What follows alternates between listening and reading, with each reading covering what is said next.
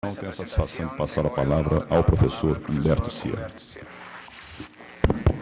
Muchísimas gracias, señor presidente de la mesa.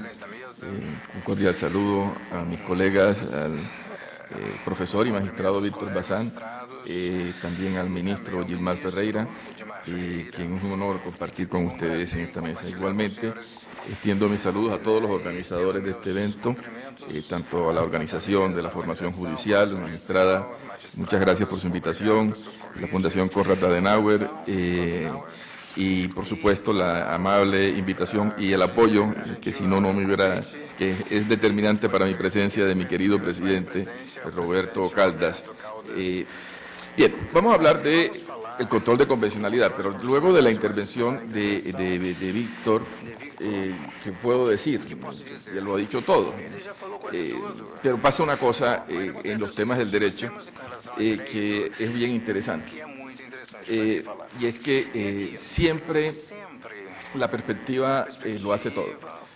Hay una famosa parábola que utilizan los budistas, que es la parábola del elefante, donde un marajá coloca a varias personas que eran ciegas, nunca habían visto un elefante en su vida, y hace un experimento, coloca el elefante en la mitad de la sala y va uno por uno y lo va enviando, y le dice, ve y dime cómo es un elefante. Y cada uno va, llega y palpa al elefante y luego los reúne a todos. Y le dice, bueno, ahora díganme cómo es un elefante. Y empieza uno a decir, no, el elefante es como una gran columna que le tocó la pierna. Y el otro, no, eso no es cierto, es como una pared rugosa. No, es un gusano gigante. Cada uno hablaba según la perspectiva que había asumido. Y empiezan a discutir y a pelear entre ellos. Y al final no hay tal diferencia, lo que hay es distintos enfoques y distintas perspectivas, y para conocer verdaderamente al elefante hay que compartir las experiencias de todos. Y de eso se trata de que una temática como la del control de convencionalidad tiene muchas aristas en las cuales, para poder hacernos una idea, tenemos que hacer lo mismo que se hace con el elefante, lo mismo que hacen los estudiantes de medicina. Para conocer el cuerpo humano hay que estudiar cada una de sus partes para luego hacernos una idea general de en qué consiste. Entonces, cuando uno se aproxima al tema del control de convencionalidad, puede tener distintas visiones, que todas son correctas, pero a veces distorsionan desde una perspectiva general el concepto y el alcance de esta figura. Cuando hablamos de control de convencionalidad, estamos hablando esencialmente de una idea muy sencilla. La primera idea, la incorporación del derecho internacional en el derecho interno. Primera gran temática esencial que tienen todos los estados que desarrollar, y que la figura del control de convencionalidad en nuestro contexto es la figura paradigmática, es la institución que está permitiendo racionalizar y utilizar de mejor forma, de manera más elaborada, la incorporación del derecho internacional en el derecho interno. Cosa que se da en todos los ámbitos del derecho, en el derecho laboral, en el derecho comercial, pero a través de la incorporación del derecho internacional en el derecho interno, los temas de derecho internacional humanitario y particularmente de la utilización del sistema interamericano, es que estamos nosotros aproximándonos en nuestro continente de una manera mucho más sistemática a este tema. Cuando hablamos de control de convencionalidad, entonces podemos darle distintos enfoques. Podemos hablar, como siempre, la famosa teoría tridimensional del derecho. Para estudiar cualquier institución jurídica uno puede hacerlo del elefante. Puede mirarlo desde una perspectiva filosófica, puede mirarlo desde una perspectiva sociológica o de una perspectiva estrictamente normativa. Los juristas tenemos que intentar combinarla hasta donde eso pueda ser coherente. Pero es importante tener presente esa situación. Ante tantas dimensiones, posibilidades de aproximarnos a la figura, voy a centrarme en tres ideas para tratar de darle una concreción a mi intervención. La primera, vamos a hacer referencia a la idea de la protección multinivel. La protección multinivel en materia de derechos humanos es una de las ideas centrales que también nos permite entender la lógica del control de convencionalidad. En segundo lugar, no menos importante, ya Víctor ha hecho mención a varios aspectos de esto, ¿Para qué sirve? ¿En qué consiste? ¿Cómo se manifiesta el control de convencionalidad? Creo que es importante saber, si estamos hablando de control de convencionalidad, pues para qué lo vamos a utilizar o cómo lo podemos utilizar, cuáles son sus manifestaciones. Y en tercer lugar, quizá la idea central que quiero destacar es que el control de convencionalidad es un concepto que es sui generis, es único en su género, es ad hoc, depende de cada uno de los ordenamientos. La idea es la construcción bipartita del control de convencionalidad. Lo que se decía acá. Para entender qué es control de convencionalidad, hay que hacerlo utilizando unas reglas del derecho internacional, pero también las peculiaridades del sistema jurídico político de cada uno de los estados. No es lo mismo el control de convencionalidad en Brasil que el control de convencionalidad en México, que el control de convencionalidad en Argentina o en Chile. Dependen de esas variantes. El primero. Entonces, con esos tres temas vamos a centrarnos. El primero, la protección multinivel. La idea de la protección multinivel es muy sencilla. Ya Víctor me ayudó empezando a señalar cuáles son los fundamentos jurídicos de esta lógica. La idea es, en materia de administración de justicia, siempre que vamos a resolver casos que tienen relación con la vigencia de los derechos humanos, tenemos que buscar aquella solución que sea más acorde, que sea más propicia a la defensa de los derechos de los ciudadanos. Para lograr ese objetivo, ese principio pro persona, esa mejor solución a los intereses de los ciudadanos en clave de derechos humanos, es necesario acudir a todas las fuentes del derecho interno, la Constitución, la ley, la jurisprudencia, los reglamentos, la doctrina, todo lo que nos corresponde en el ordenamiento interno, buscar las sentencias, las interpretaciones que sean más adecuadas a nivel interno, pero además del derecho interno, también hay que mirar las experiencias, las soluciones que nos da el derecho internacional. Los tratados internacionales, la jurisprudencia de la Corte Interamericana, qué dice el soft law, todos los distintos elementos que nos permitan buscar la solución más justa y adecuada para un ciudadano, tenemos que acudirlo. Protección multinivel significa que debemos utilizar el derecho interno junto con el derecho internacional para buscar la mejor solución al caso concreto. Que debemos utilizar los tribunales nacionales y, en la medida en que corresponda, en virtud del principio, de los distintos principios de competencia, también poder utilizar los tribunales internacionales para la defensa de los derechos. Utilizar las distintas fuentes nacionales e internacionales, las distintas instancias de protección de derechos, tanto la Comisión como los órganos de protección de Naciones Unidas, como también los tribunales internacionales de justicia, todos los elementos para la protección más adecuada a los derechos humanos. La idea de protección multinivel es la idea dentro de la cual tenemos que encuadrar la figura del control de convencionalidad. Aquí hay un tema muy importante, y es que para hablar de qué es control de convencionalidad, para categorizarlo, para hacer una disección, lo que es propio de nosotros los juristas, utilizamos figuras que son las propias del derecho constitucional. Me explico. Nosotros, por regla general, no somos internacionalistas.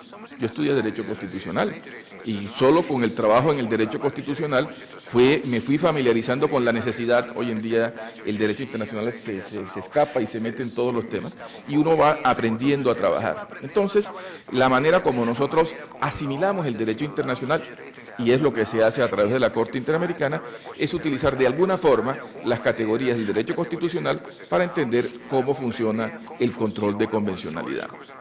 Pero el hecho de que utilicemos el lenguaje derecho constitucional para entender el control de convencionalidad no significa que sea lo mismo.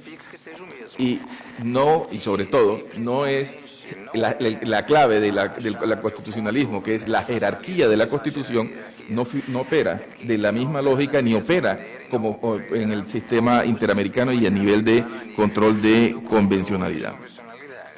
El orden en el derecho internacional es diferente al orden en el derecho constitucional. Eso lo dice, eso es una evidencia, pero un colega nuestro de la Corte Interamericana lo ha explicado muy bien.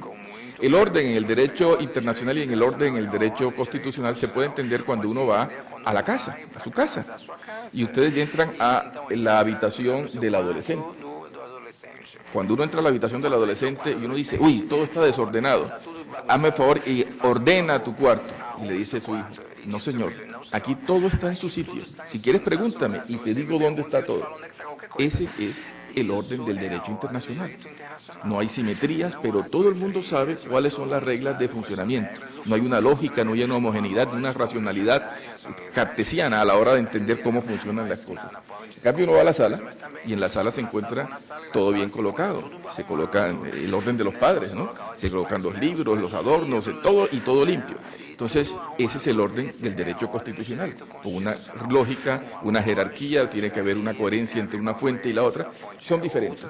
El orden, entonces, en el caso del control de convencionalidad, tenemos que hacer, para saber qué es control de convencionalidad en cada uno de nuestros países, tenemos que hacer una mixtura de estos tipos de órdenes, y eso nos da unas realidades diferentes en cada uno de nuestros países, porque cada uno tiene un orden interno diferente y también el derecho internacional tiene una lógica diferente dependiendo de cada una de las situaciones. Bien, entonces, protección multinivel. Segundo, ¿cómo se manifiesta? ¿En qué consiste en las expresiones del control de convencionalidad? Aspecto que me ocuparía todo el tiempo que me resta, pero podríamos decirlo de una manera muy simple. Primero, cuando hablamos de control de convencionalidad, tenemos dos áreas grandes de manifestaciones. Una primera es la temática de la validez de las normas jurídicas, la validez de las normas internas. El control de convencionalidad es un instrumento que nos sirve, que nos ayuda a determinar la validez de normas constitucionales, normas legales, normas reglamentarias y también de algunas actuaciones por parte de los órganos del Estado. El control de validez de las normas es parte de las consecuencias del control de convencionalidad.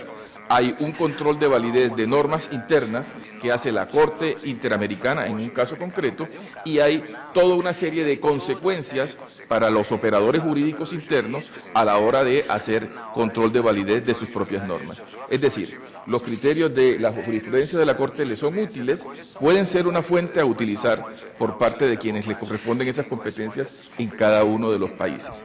Entonces, en el ámbito de la validez de las normas es el primer aspecto donde se manifiesta esta eficacia. En segundo lugar, es importante el control de convencionalidad por la utilización de los estándares jurisprudenciales sobre el contenido y el alcance de los derechos humanos.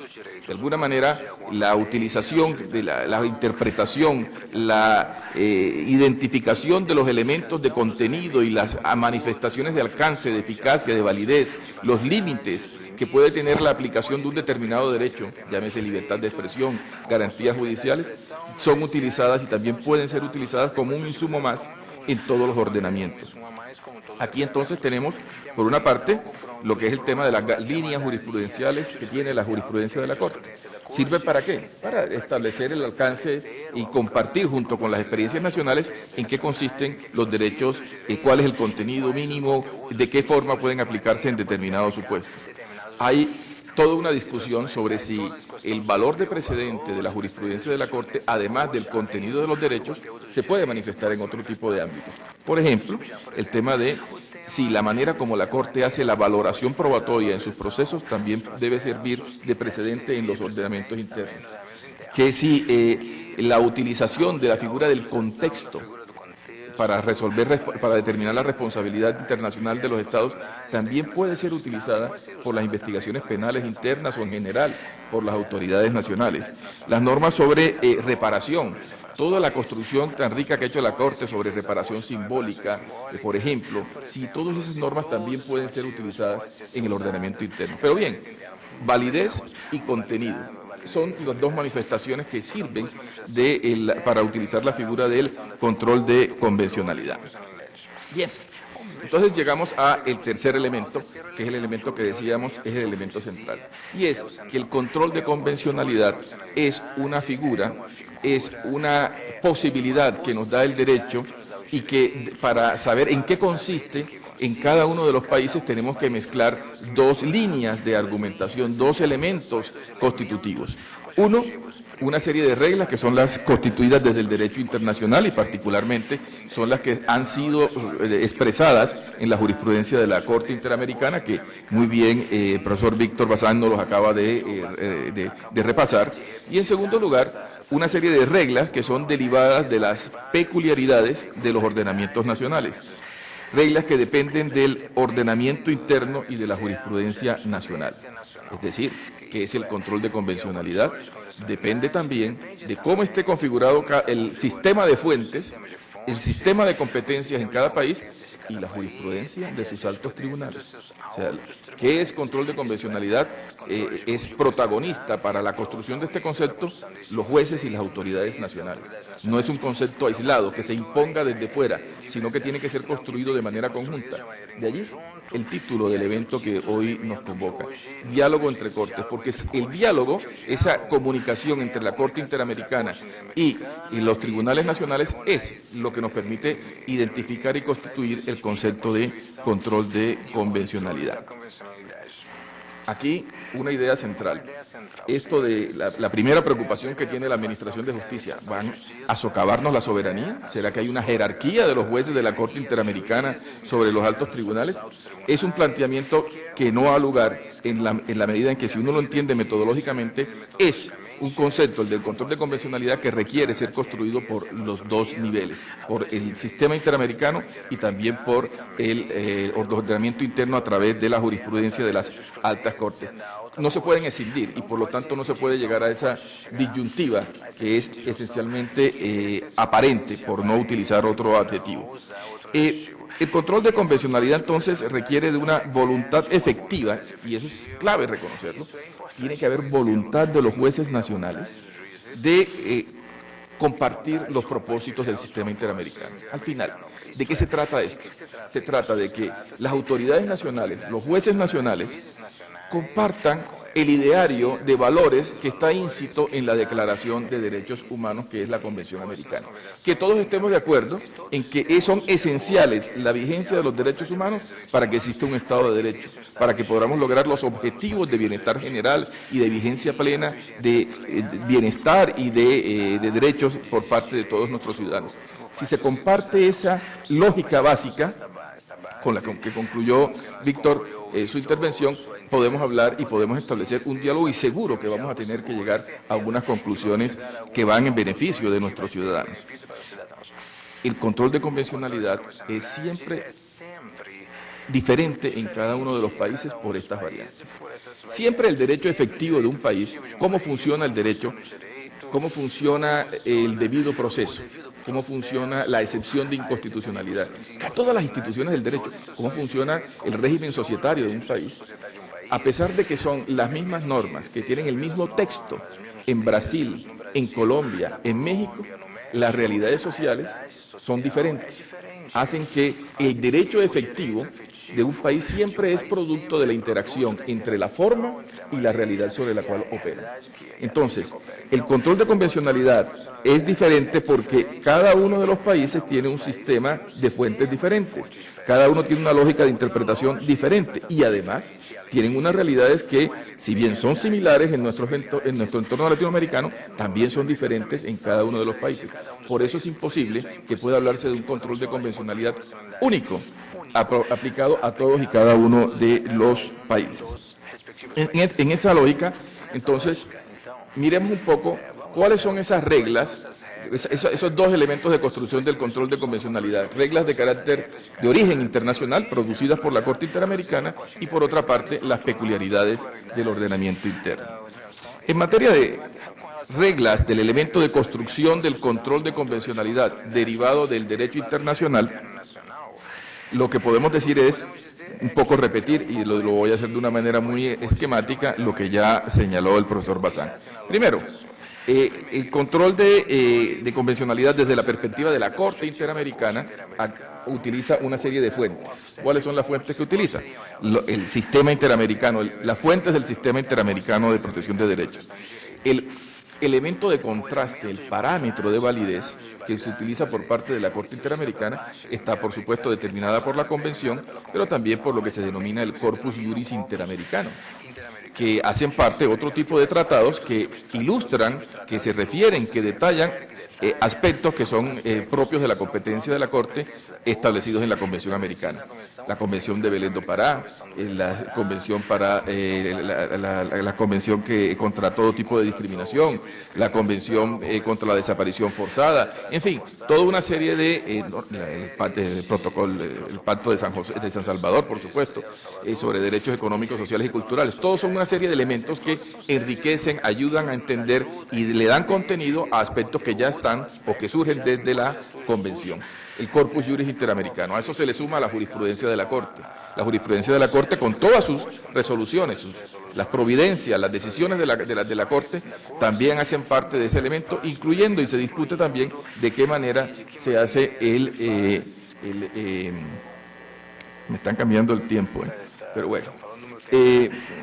También se incluyen esos elementos como fuentes del derecho. Eso es lo que nosotros utilizamos para tomar las decisiones, para hacer el control de convencionalidad, aplicar la convención para establecer si un Estado es responsable por vulneración de esta en un momento dado. Bien. ¿Cuáles son esas reglas? Las reglas que la jurisprudencia ha establecido en materia de control de convencionalidad. Se han dicho acá. Primero, es un control ex officio. Que sea control ex officio significa que es una obligación general de todos los estados, y cuando se habla de todos los estados, tiene que ser todos los funcionarios del Estado. Porque ¿qué sentido tiene entender que los derechos humanos solamente son obligación internacional por parte de la Cancillería? La idea es que todos los órganos del Estado están comprometidos en la vigencia de los derechos humanos. Entonces, el control ex officio supone que todos, de alguna manera, pueden ejercer ese control de convencionalidad y no necesitan una norma expresa que la autorice. Pero ojo, nosotros no estamos proponiendo el desorden, ¿no? La anomia, no, hay que entenderlo de una manera racional. Un poco es necesario hacer ese tipo de prevenciones básicas. Cuando hablamos de control ex officio, señalamos que es una obligación general, pero debe ser ejercido por todos los poderes públicos, por la administración pública, el gobierno, por el poder legislativo y también por los jueces. ¿Pero de qué forma? Depende de la manera, y ahí está el otro elemento, de cómo esté articulado en el ordenamiento interno. Por ejemplo, se dice, todos los funcionarios tienen que hacer control de convencionalidad. Eso significa que un funcionario administrativo puede inaplicar una ley. Pues si el ordenamiento jurídico permite que inapliquen leyes, él lo podrá hacer. Pero si el ordenamiento establece que solo el Tribunal Supremo o solo la Corte Constitucional es quien puede hacerlo, entonces será la Corte quien le corresponderá. ¿Qué hará ese funcionario? Utilizará los insumos de la Corte Interamericana, la jurisprudencia sobre el contenido de los derechos, para tratar de buscar, al aplicar en el caso concreto, la mejor intervención. Es importante. ¿Qué es control de convencionalidad? ¿Cómo se ejerce? Depende de la distribución de competencias en cada uno de los estados. Recuerden, hay unos aspectos del control de convencionalidad que son relativos a determinar la validez de las normas, pero hay otros que es la aplicación del contenido, de las líneas jurisprudenciales de la Corte Interamericana. En algunos casos se limitará a aspectos de contenido, en algunos otros casos, dependiendo de las competencias, podrá tomar decisiones en sede de validez. Son dos ámbitos de actuación. Las reglas derivadas de las peculiaridades de cada uno de los ordenamientos también deben ser mencionadas antes de que concluya el tiempo que tenía previsto. En materia de ordenamiento interno, entonces, ¿cuáles son las fuentes que vamos a utilizar para hacer control de convencionalidad? Primero, las mismas que utiliza la Corte, en el sentido que vamos a utilizar la Convención Americana con todo el Corpus Juris Interamericano, pero además esas deben ser utilizadas junto con las fuentes nacionales. Entonces, el control de convencionalidad debe ejercerse necesariamente junto con las fuentes de carácter interno. Y cada país tiene unas peculiaridades. Por ejemplo, hay países donde hay control previo de tratados internacionales. Entonces, cuando hay control previo de tratados internacionales, hay unos límites a la hora de ejercer un control de convencionalidad. El control de convencionalidad, cuando hay control previo, debe limitarse a aspectos de control concreto, eventualmente a través de un amparo, eventualmente como se hace en algunos países. Si no existe ese control previo, entonces existe una posibilidad de hacer unas declaraciones más generales. Clave en cada uno de los países, y esta idea es central. Todos los países deben no solo porque lo diga la Corte Interamericana, no solo por aplicar la Convención Americana, por la globalización, por el sentido común, por la racionalidad del sistema, por la seguridad jurídica, deben crear un protocolo de incorporación del derecho internacional en el derecho interno. Protocolo de incorporación del derecho internacional en el derecho interno. Cada país debe construirlo y dependiendo de la manera como lo construya, así será la manera como utilice los contenidos, las directrices, las líneas jurisprudenciales previstas por la Corte Interamericana y en general lo que es el control de convencionalidad. ¿Qué es eso del protocolo de incorporación? El protocolo de incorporación esencialmente consiste en unas reglas que tienen dos propósitos. Uno, señalar cómo es la manera en que se deben utilizar las fuentes del derecho internacional en el derecho interno. Para eso se requiere un modelo de asimilación, que cada país lo hace de manera diferente. Bueno, modelo de asimilación, ¿qué valor tienen las distintas fuentes del derecho internacional en el derecho interno? ¿Qué valor tiene la Convención Interamericana en el ordenamiento brasileño? ¿Qué valor tiene la jurisprudencia de la Corte Interamericana en el ordenamiento brasileño? ¿Qué valor tienen los tratados multilaterales en materia de derechos humanos en el ordenamiento brasileño? El modelo de asimilación, la primera lógica es saber qué valor asignarle. Para algunos países, por ejemplo, la Convención Americana tiene valor supraconstitucional, como fue el caso hondureño. En el caso hondureño se excepcionó, se declaró inconstitucional la Constitución por ser contraria a la Convención Americana. En otros países, la Convención Americana es parte del bloque de constitucionalidad. En otros países está por debajo de la Constitución, por encima de la ley. Cada país establece unas lógicas diferentes de cómo asimilarlo. Y ahora, ¿qué valor tiene la jurisprudencia? ¿Será que tiene valor de Constitución? ¿Será que tiene valor de ley? ¿Será que tiene valor de reglamento? ¿Y qué valor tienen el resto de resoluciones que hace la jurisprudencia de la Corte Interamericana? ¿Qué valor tiene lo que hace la Comisión? Lo importante es los distintos elementos del derecho internacional, qué posición en el ordenamiento jurídico le vamos a dar. Entonces, la primera regla de un proceso, de un protocolo de incorporación, consiste en determinar las fuentes del derecho internacional, qué nivel, qué jerarquía, qué régimen jurídico lo asimilamos al que está dentro del país. Es que es la más sencilla. Ya tenemos un sistema de fuentes internas, entonces lo que hacemos es asimilarla a algunas del derecho internacional. Y el segundo aspecto del protocolo de incorporación apunta a utilizar el derecho internacional y particularmente las reglas del sistema interamericano como criterio de interpretación en el ordenamiento interno. Una cosa es darle valor de constitución, de ley, de reglamento a las distintas fuentes del derecho internacional y la otra es utilizarlas como criterio de interpretación. ¿Cómo podemos utilizarlas como criterio de interpretación? Muchas formas. El ordenamiento interno, para resolvernos un caso concreto, nos da distintas alternativas. ¿Cuál de las distintas alternativas del ordenamiento interno es la que yo voy a utilizar? Pues utilizo el derecho internacional. Lo puedo hacer una cosa que se llama interpretación del derecho interno conforme al derecho internacional. Principio de interpretación conforme. Fíjense, utilizamos lo mismo que el derecho constitucional, pero para el derecho convencional. Dos, interpretación teleológica. Los fines del ordenamiento del sistema interamericano de la Convención Americana son el criterio para determinar cuál es la interpretación que yo voy a utilizar de las leyes y normas nacionales en un determinado caso. Interpretación sistemática, interpretación pro persona, criterios de interpretación, se utiliza el derecho internacional para enriquecer el ordenamiento interno. Muy bien, debo concluir. Para concluir, debo decir lo siguiente. Primero, la temática del control de convencionalidad expresa la importancia creciente que tiene el derecho internacional en la vida diaria de nosotros como operadores jurídicos.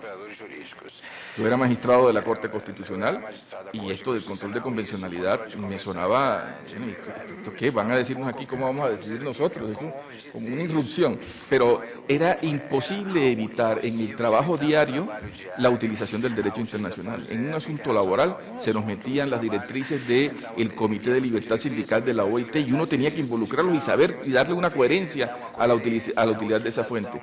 La jurisprudencia de la Corte Interamericana en los temas gruesos de país país, en materia de paz, en materia de garantías judiciales, también permanentemente estaba. O sea, es imposible evadir la importancia y la pertinencia del derecho internacional en este momento.